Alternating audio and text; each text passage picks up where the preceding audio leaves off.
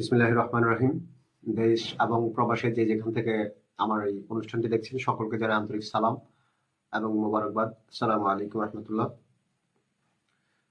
প্রিয় দর্শক, গত 2 দিন ধরে সোশ্যাল মিডিয়া একটি খবর খুব ব্যাপকভাবে আলোড়ন তুলেছে। সেটি হচ্ছে আহ, আমাদের সবার পরিচিত মুখ, বাংলাদেশের জনপ্রিয় একজন সঙ্গীত শিল্পী এবং নাট্য অভিনেতা জনাব তাহসান। তিনি অভিনয় জগৎ এবং সঙ্গীত জগৎকে বিদায় জানিয়েছেন এবং তিনি কারণ হিসেবে দেখিয়েছেন যে তার মেয়ে বড় হচ্ছে এবং মেয়ে বড় হওয়ার সাথে সাথে তার এগুলো বেমানান লাগছে, তাই তিনি এগুলো ছেড়ে ইসলামের ছায়াতলে আসার অভিপ্রায় ব্যক্ত করেছেন।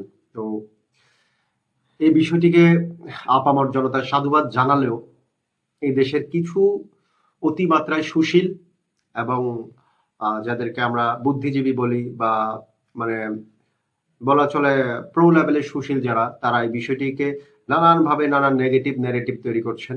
যে গান ছেড়ে তিনি একজন তো বলেই ফেলেছেন যে গান ছেড়ে তিনি জঙ্গিবাদে যোগ দিচ্ছেন।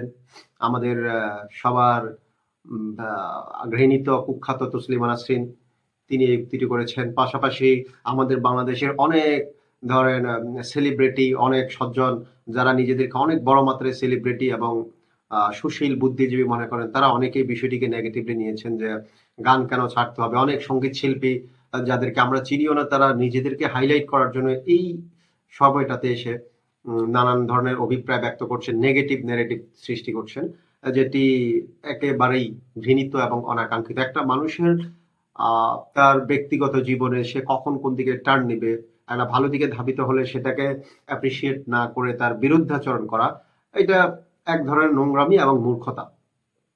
তো মানে সবসময় আমরা দেখি যে বাংলাদেশে যখনই কেউ ভালো কোনো কিছু উদ্যোগ নেয়, যেমন অর্থাৎ ইসলামের সুশীতল ছায়াতলে আসার অভিপ্রায় যখনই কেউ ব্যক্ত করে, তখনই এদেশের অতিমাত্রায় বুদ্ধিজীবী যারা আছে, সুশীল যারা আছে, তারা হচ্ছে তাদেরকে নানান ভাবে ট্যাগিং করে যে তিনি জঙ্গি হয়ে যাচ্ছেন, তিনি জামায়াত ইসলাম হয়ে যাচ্ছেন, তিনি তালেবান হয়ে যাচ্ছেন, এই ধরনের বিভিন্ন ট্যাগিং করে। ওই ধরনের মাথামোটা বুদ্ধিজীবী বুদ্ধির ঢেকিদেরকে বলবো, আপনাদের সমস্যাটা কোথায়? কি তাহসানকে নিয়ে সমস্যা নাকি ইসলামকে নিয়ে সমস্যা? আমার তো মনে হয় কোনো না কোনো ভাবে আপনারা ইসলামটাকেই মানে বিরুদ্ধাচরণ করছেন। কারণ ইসলামের ছায়াতলে যখনই কেউ আসে তখনই আপনাদের গায়ে জ্বালা বাঁধে। তার মানে আপনারা কি বোঝাচ্ছেন? মানে এই যে আপনার কালচারাল জগৎ, এটা তার মানে কি সরাসরি ইসলামের সাথে সাংঘর্ষিক? মানে কালচারাল জগতের কেউ ইসলাম মানতে পারবে না এমন কিছু আপনারা কি এই ন্যারেটিভ দাঁড় করাতে চাচ্ছেন? না হলে একটা মানুষ তার ব্যক্তিগত জীবনে কখন কি করবে, কোন স্টেপ নিবে, সেটার জন্য আপনাদের এত মাথা ব্যথা কারণ? সে তো খারাপ কিছু করতে চাচ্ছে না। সে তার ব্যক্তিগত জীবনে কখন কোন স্টেপে পা রাখবেন, কি ত্যাগ করবেন, তার জীবনের সাথে কি রাখবেন, সেটা ডিসিশন নেওয়ার দায়ভার আপনাকে কে দিয়েছে? এত বড় মাপের বুদ্ধিজীবী আপনাকে কে হইতে বলছে? আমার কথা হচ্ছে, বাংলাদেশে যখনই ইসলামের পক্ষে কেউ যেতে চায়, সকল বুদ্ধিজীবী, সকল কালচারাল অ্যাক্টিভিস্ট, সকল সুশীলরা একজোটে তার বিরুদ্ধাচরণ করে। তার মানে এটাই বোঝা যায়, আমরা ফর ডিকেডস এন্ড ডিকেডস এটাই দেখে আসছি যে এই দেশের যারা কালচারাল মেন্টালিটির বা আমরা যাদেরকে সংস্কৃতি কর্মী বলি বা হচ্ছে আপনার বুদ্ধিজীবী বলি, সুশীল বলি, তাদের সাথে কোথাও কেন যেন একটা ইসলামের সাথে সংঘর্ষ থেকেই যায় সব সময়। তার একমাত্র কারণ হচ্ছে তারা ইসলামকে সবসময় তাদের এন্টি পার্টি মনে করে। কারণ তারা যেই সংস্কৃতি নিজের মনের মধ্যে লালন করে, সেটা টোটালি ইসলাম বিদ্বেষী এবং ইসলামের সাথে সাংঘর্ষিক। অথচ বাংলাদেশে যখন অপসংস্কৃতি প্রমোট করা হয়, ভারতীয় সংস্কৃতিকে প্রমোট করা হয়, বাঙালি সংস্কৃতির নামে বিদেশি সংস্কৃতিকে প্রমোট করা হয়, বাংলাদেশের যারা বিভিন্ন পাগলামি সাগলামি করে সেলিব্রিটি বনে যায়, তাদের বিরুদ্ধে এই সংস্কৃতি কর্মী, এই সুশীল বুদ্ধিজীবীদের একটি কথাও কখনো মুখ থেকে বের হতে দেখিনি। অথচ কোনো ভালো কাজের কোনো নিলে, অভিপ্রায় কেউ প্রকাশ করলে তার বিরুদ্ধে সবগুলা কুকুরের দলের মতো উঠে পড়ে লাগে।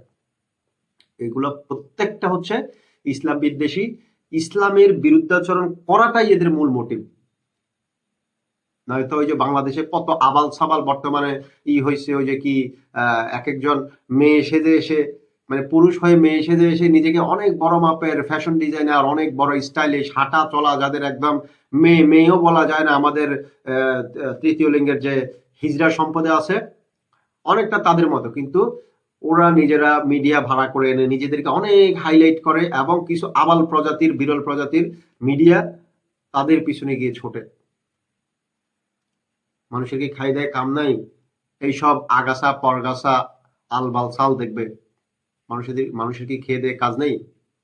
তো ওইগুলা যখন হয় তখন আপনাদের মুখে কুলু পেটে থাকেন, কিন্তু একটা মানুষ তার জীবনকে বদলাতে চাচ্ছে, সেই ইসলামের পতাকা তলে পুরোপুরি নিজেকে সুপর্দ করতে চাচ্ছে, তাতে আপনাদের এত সমস্যা। তার মানে আপনাদের মূল সমস্যা হচ্ছে ইসলাম। সংস্কৃতি টংস্কৃতি এগুলো কিচ্ছু না। আপনারা সংস্কৃতি কর্মী বা সুশীল বুদ্ধিজীবী এই ধরনের কোনো কিছু না। আপনাদের মূল মোটিভ হচ্ছে কোনো না কোনো অ্যাঙ্গেল থেকে কোনো না কোনো ভাবে ইসলামের বিরুদ্ধাচরণ করা, এটাই হচ্ছে আপনাদের মূল মোটিভ। এটাই জাতি বুঝে গেছে। সো ওই ফাওটাও মূলা ঝুলানো আর চলবে না, হয় সোজা হয়ে যাও, মানে তোমাদের মতো এই সংস্কৃতি কর্মী, তোমরা যারা এই কালচারাল ফ্যাসিস্ট হতে চাচ্ছ, জায়গা মতো বাঙ্গ দেওয়া হবে। সো বাংলাদেশের জনগণকে বলবো, তাহসান ভাইয়ের মতো যারা, তাদেরকে অ্যাপ্রিসিয়েট করুন, আপনারা তাদেরকে সাদরে গ্রহণ করুন, আর এই ধরনের কালচারাল ফ্যাসিস্ট যারা আছে এদেরকে বয়কট করুন। এটা এখন সময়ের দাবি। ধন্যবাদ। সবাই ভালো থাকবেন, সুস্থ থাকবেন, এবং এই ধরনের ভণ্ডদের বিরুদ্ধে সবসময় মাথা উঁচু রাখবেন, আপনার ভয়েস রেইজ করবেন। আল্লাহ হাফেজ।